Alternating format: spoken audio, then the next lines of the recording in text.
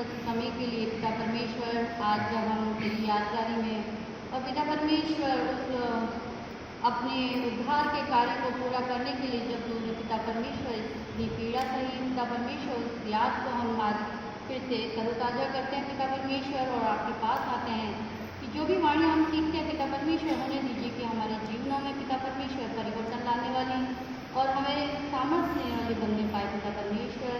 आगे का समय, आगे की वाणियाँ तेरे हाथों में सौंपते हुए पिता परमेश्वर, जो भी हम सीखते समझते हैं पिता परमेश्वर होने दीजिए कि हम उसको अपने में लागू करने वाले बनने पाए। सब कुछ आपके प्यारे पुत्र यीशु मसीह के नाम से मांगते हैं, उन्हें ग्रहण कीजिए प्रार्थना विनती को, आमीन। पांचवी जो वाणी है वो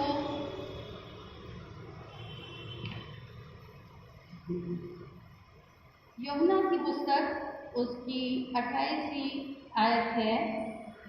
जॉन चैप्टर 19 उसकी 28 वर्स, वहाँ पर इस तरीके से लिखा है, इसके बाद यीशु ने ये ध्यान कर कि सब कुछ हो चुका, इसलिए कि पवित्र शास्त्र की बात पूरी हो, कहा मैं प्यासा हूँ।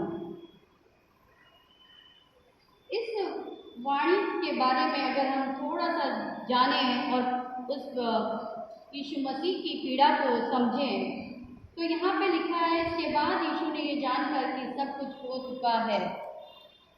परमेश्वर ने अपने पुत्र को इस दुनिया में भेजा, जो कि पहला आदम, जिसने उस आज्ञा का उल्लंघन करके उस जो परमेश्वर का साथ था हमारे मनुष्य जीवन से उठ चुका था, उसको फिर से जोड़ने की जो एक युक्ति या योजना थी जिसको वो पूरा करने के लिए आज क्रूस पे था, और वो जो अब्राहम के द्वारा बुलाए जाने के द्वारा उसकी वाचा के तहत, और फिर हम देखते हैं पुराना नियम से लेकर नए नियम तक, जब तक वो क्रूस पे ना चढ़ा तब तक हर एक भविष्यवाणी को उसने, या उनके जो भविष्यवक्ता थे पुराने नियम में, उन सब को पूरा होने का ये आज दिन था।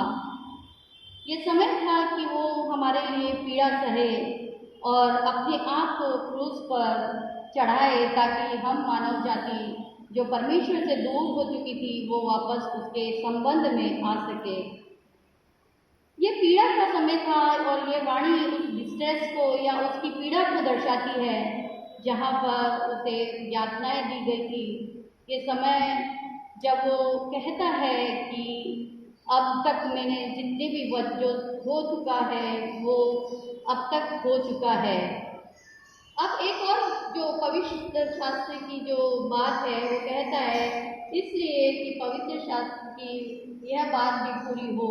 वहाँ लिखा है, अगर हम भजन संहिता उसकी 69 और उसकी 21वीं आयत, साम चैप्टर 69 वर्स 21, वहाँ पे इस तरीके से लिखा है, और लोगों ने मेरे खाने के लिए इंद्रायण दिया और मेरी प्यास बुझाने के लिए मुझे सिरका पिलाया, तब उसने कहा मैं प्यासा हूँ। और ये उस वाणी की पूरे होने की घोषणा है जो वो यीशु मसीह उस सलीब से कहता है कि मैं प्यासा हूँ। हम उसकी पीड़ा को, अगर इस वचन को प्यासा हूँ, मैं प्यासा हूँ को समझने की कोशिश करें तो हम उसकी पीड़ा को जानने की कोशिश करेंगे कि वो क्रूस पे चढ़ने से पहले कितना सताया गया था। आप मेरे साथ में निकाल सकते हैं मरकुस उसका 15वां अध्याय, उसमें उसकी 15वीं आयत में लिखा है, मार्क चैप्टर 15 उसकी 15 वर्स, पिलातुस ने भीड़ को प्रसन्न करने की इच्छा से बरअब्बा को उनके लिए छोड़ दिया और यीशु को कोड़े लगवाकर सौंप दिया कि वह क्रूस पे चढ़ाया जाए। सबसे पहले उसे कोड़े मारे गए। आप जान सकते हैं कि कोड़े मारना, एक कोड़ा लगने के बाद में वहाँ से स्किन उधड़ जाती है, या चमड़ी निकल आती है, लहू की धारा बहती है और वो उस वेदना को सहता है। जैसा कि जो इस सिस्टर ने बताया कि 39 कोड़े उनको लगाए गए थे, तो आप सोच सकते हैं कि वो किस तरीके से उस वेदना से गुजरा होगा हर एक कोड़े के बाद में। दूसरा यहाँ पे लिखा है 17वें आयत में, उन्होंने उसे बैंगनी वस्त्र पहनाया और कांटों का मुकुट गूंथ कर उसके सिर पर रखा। अगर हमारे पैर में थोड़ा सा भी कांटा चुभ जाता है तो हम कितने परेशान हैं, या फांसी चुभ जाती है लकड़ी की कोई हाथ में, तो हम पीड़ा से परेशान हो जाते हैं। उसे कांटों के ताज के साथ में उसको सर पे रखा गया। और आगे 19वीं आयत में लिखा है, उसके सिर पर सरकंडे मारते और उस पर थूकते और घुटने टेक कर उसे प्रणाम करते रहे। वो एक तो सर पे उसके कांटों का ताज है और फिर उसके सर पे वो सरकंडे मार रहे हैं, तो आप सोच सकते हैं कि वो परमेश्वर जो पूरा लहूलुहान है, सर से भी उसके खून की धारा बह रही है। आगे वो अगर हम मरकुस की 15वीं अध्याय के 20वीं आयत में देखें तो वहाँ लिखा है, जब वे उसका ठट्टा कर चुके तो उस पर से बैंगनी वस्त्र उतारकर उसी के कपड़े पहनाए, तब उसे क्रूस पर चढ़ाने के लिए बाहर ले गए। और 23वीं आयत में लिखा है, उसे मुंह मिला हुआ दाखरस देने लगे परंतु उसने नहीं लिया। और 29वीं आयत में लिखा है, और मार्ग में जाते हुए सिर हिलाकर यह कहकर उसकी निंदा करते थे कि वह मंदिर के ढाने वाले और 3 दिन में बनाने वाले क्रूस पर से उतरकर अपने आप को बचा। ये वेदना अगर आज हम मनुष्य जीवन जो पर यीशु मसीह मनुष्य रूप धारण करके आया, तो आप भी मनुष्य हैं और मैं भी हूँ, उस पीड़ा को हम समझ सकते हैं कि यीशु मसीह ने किस तरीके से उस पीड़ा को सहा होगा। और अंत में वो कहता है, मैं प्यासा हूँ। इस बात पे विचार करना बहुत आवश्यक है, क्योंकि अगर मैं और आप कहें कि मैं प्यासी हूँ या प्यासा हूँ तो ये एक तो सामान्य बात है, लेकिन यीशु मसीह क्रूस से कहता है मैं प्यासा हूँ। वो क्यों ऐसा कहता है? क्योंकि वो चाहता है कि मरने से पहले उसके होंठ और गले एक अंतिम विजय ललकार को या जयकार के लिए वो अपने गले को और होठों को गीला करना चाहता है। जो संबंध हमारा टूटा हुआ था, उस कार्य को जो वो इस पृथ्वी पर करने आया था, वो उसको पूरा करना चाहता है और कहता है, ऐलान करता है कि क्रूस पर उसका बलिदान मुझसे और आपसे ये कहता है, मैं बलि का वो मेमना हूँ जो तुम्हारे पापों के लिए लहू बहाता हूँ। वह कहता है मैं प्यासा हूँ। उसकी जो उसने जो पूरा जो परिपूर्ण करने आया था वो पूरा कर दिया, इसलिए वो अब खाली है। अब फीलिंग ऑफ एम्प्टीनेस और extreme dehydration that needs to be quenched, vulnerable feelings of emptiness and need both body and spirit, उसकी आत्मा और देह दोनों एक जो पूर्णता को उसने करने आया था वो करने के बाद वो आज क्या है, एक अपने आप का जो बोझ उसने जो उठाया था हम मानव जाति को उस पाप से छुड़ाने के लिए, आज वो खाली है। वो उस जो कार्य को उसको दिया गया था वो पिता के समक्ष उसको करने में आज वो सक्षम हो चुका है और वो कहता है मैं प्यासा हूँ। मैं प्यासा है ये कहना, ये समझने वाली बात है कि मृत्यु से पहले इन अंतिम शब्दों में यीशु मसीह किसी बड़ी या उससे भी बड़ी बात को वो रखना चाहता है, वो कराहता है आज आपके लिए और मैं मेरे लिए। वो कहता है मैं आपके लिए प्यासा हूँ। वो प्यासा है आपके लिए और मेरे लिए। वो चाहता है कि जो उससे दूर हो चुके हैं, जो भटक चुके हैं, जो भेड़ें उसके गले को छोड़कर भटक गई हैं, वो उसके पास आए। वो चाहता है कि मैं उन सबको बुलाऊं और वो हर एक आत्मा के लिए और हर एक प्राणी के लिए प्यासा है। वो वहाँ से वचन कहता है मैं प्यासा हूँ। उसकी प्यास उस शारीरिक प्यास से ज़्यादा उसकी आत्मिक प्यास थी। वो चाहता है कि हम उसके पास आएँ ताकि हमें पापों से क्षमा मिले और हम उस योजना में जिस योजना के द्वारा वो लाया गया था उसमें उसका साथ दें। उसकी प्यास हमारी प्यास से अलग नहीं है। अगर हम में वो प्यास है तो हम उसके प्यास को बुझा सकते हैं। आज मेरे लिए और आपके लिए सोचने की बात है, क्या हम उसकी प्यास को समझते हैं? क्या हम प्यासे हैं उसके पास आने के लिए, उस वचन को सुनने के लिए, और उस पीड़ा को जो उसने क्रूस पे सही थी, ताकि हम उस पाप से मुक्ति पाएं। जो आदम ने हम जिस आदम के पुत्र या पुत्रियां हैं इस संसार में हैं, हम जन्म से ही पापी हैं। ये हमें बात याद रखना चाहिए। और जब हम पापी हैं तो पौलुस कहता है, मैं बहुत कुछ चीज़ों को करना चाहता हूँ लेकिन मैं विपरीत दिशा में दौड़ता चला जाता हूँ। तो उसी तरह से जब हम बहुत सी बातों को ऐसे करते हैं, जब हम शारीरिक जीवन में हैं, मनुष्य जीवन में हैं, हम पापी, या हम कह सकते हैं कि हम पाप की संतान हैं। एक वचन यहाँ पे लिखा है भजन संहिता 69 की 3री आयत, भजन संहिता 69 उसका 3rd वर्स। मैं पुकारते पुकारते थक गया, मेरा गला सूख गया।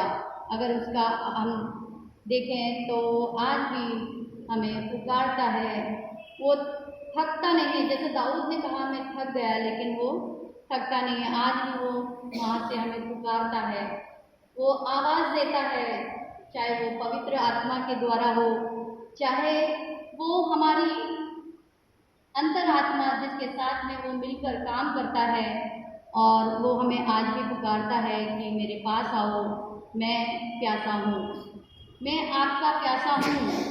ये आज हमें और आपको सोचने की बात है, समझने की बात है, इस पर विचार करने के लिए एक ये वचन है कि वो हमारे लिए प्यासा है। जब हम परेशानी में होते हैं, तकलीफ में होते हैं, तो हमें याद रखना चाहिए कि वो प्यासा है, वो हमें बुलाता है, हम उसके पास जाएं ताकि वो हमें उस प्यास को बुझाने में हमें सक्षम बनाए। वो मुझे और आपको भी आमंत्रित करती है, और वो प्यार, वो आमंत्रण क्यों देता है, ये भी एक विचार करने की बात है। वो हमें और आपको क्यों बुलाता है? क्योंकि उसने हमसे प्यार किया है। अगर वो हमारे लिए अपने दिल में प्यार नहीं रखता तो इस योजना के तहत वो नहीं आता। जैसे यूहन्ना 3:16 में कहता है कि परमेश्वर ने जगत से ऐसा प्रेम रखा कि उसने अपना इकलौता पुत्र दे दिया। सच में वो इकलौता पुत्र हमारे लिए दुनिया में आया, और उस प्यार को उसने दर्शाया कि हम उस प्यार को समझें, ताकि वो हम पर दया करे और वो हमें संभाले। ये बहुत ज़रूरी है कि हम उस प्यार को समझें। और आज का दिन, यदि हम हर साल इसी तरह से वाणियों को सुनते हैं और हम सुनकर फिर से चले जाते हैं और फिर वापस से नेक्स्ट ईयर आते हैं, अगर हम में थोड़ा सा भी उस प्यार के प्रति या उस प्यार के प्रति थोड़ी सी भी प्यास ना जागी, तो ये हमारी बदकिस्मती है। क्योंकि ये हमारे लिए ज़रूरी है कि हम उस प्यास को समझें, ताकि ना केवल हम, लेकिन आने वाली हमारी जनरेशन भी उस नक्शे कदमों पे चले जो हम चलते हैं, ताकि वो भी समझें कि परमेश्वर आज मेरे लिए और आपके लिए प्यासा है, हमारे बच्चों के लिए प्यासा है, हमारे आने वाली पीढ़ी के लिए प्यासा है, और उसने हमारे लिए उद्धार का मार्ग खोला है। क्योंकि अगर वो हमें क्षमा नहीं करता या वो हमें उस उद्धार की योजना में शामिल नहीं करता, और अगर स्वर्ग में हमारे लिए घर नहीं बनाता, तो हम पाप में पड़कर नरक के जीवन को जी रहे होते। हमारे पास पवित्र शास्त्र है, जहाँ पर उसने हमें एक जरिया दिया है कि हम अपने जीवन को, जो हम संसार में आए हैं, एक योजना के तहत भेजा है, और उसने हमें मसीह परिवारों में जन्म दिया है, जिसके लिए हम उसका शुक्रगुजार होना चाहिए, क्योंकि ये हमारी एक बहुत बड़ी अचीवमेंट बोल सकते हैं कि हम बचपन से ही बाइबल को पढ़ते हैं, बाइबल के वचनों को सुनते हैं और उसको समझने की कोशिश करते हैं।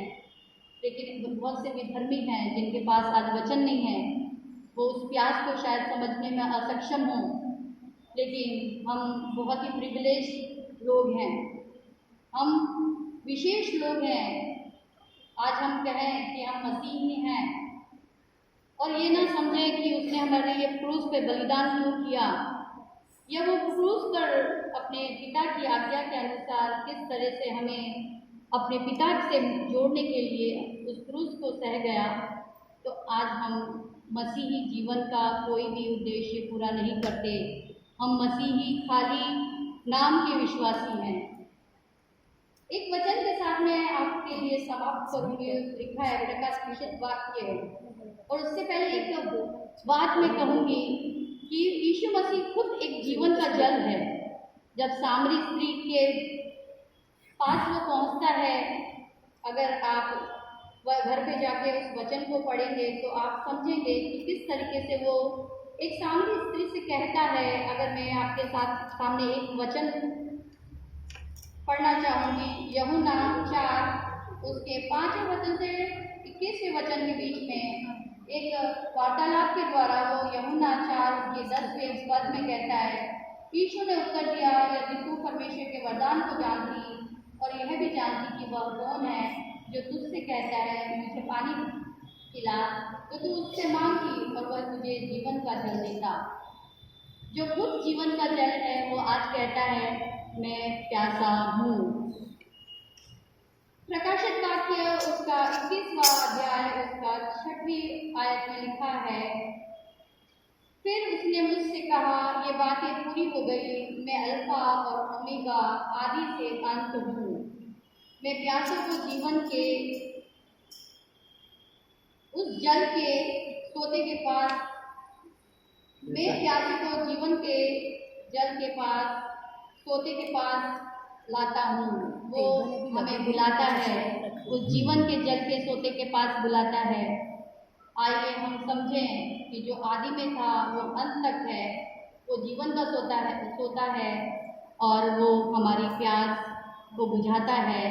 आइए हम कितनी उसकी प्यास को जानते हैं और हम कितने प्यासे हैं, ये आज विचार करने की हमें ज़रूरत है। मुझे लगता है आप तक ये वर्ड्स का मीनिंग ठीक से पहुंच गया होगा और मैं विश्वास करती हूँ कि आने वाले समय में भी आप इस पे विचार करेंगे। धन्यवाद। धन्यवाद सिस्टर, आपके इस वचन के माध्यम के द्वारा मैं प्यासा हूँ इस बात का प्रतीक है कि प्रभु यीशु मसीह हमारे लिए अत्यंत दुख और पीड़ा को सहता है ताकि उसके द्वारा हम नए जीवन को प्राप्त करने पाएं। और वो मरकुस 14:36 पद में भी कहता है, क्या कहता है, हो सके तो ये प्याला मेरे जीवन से हटा ले, पर तभी मेरी इच्छा नहीं बल्कि तेरी इच्छा पूरी होने पाए। जीवन के रूप में पिता हमको हमारे जीवन के तहत अपनी इच्छा को पूरा करने पाएँ और परमेश्वर के तहत हम हमारे जीवन को रखने पाएँ। तो ये प्रभु यीशु मसीह की प्यास थी जो कि सिस्टर के माध्यम के द्वारा कराई गई और हमने वचन में सीखा है। ये समय होगा WCS बहनों से कि वो अपने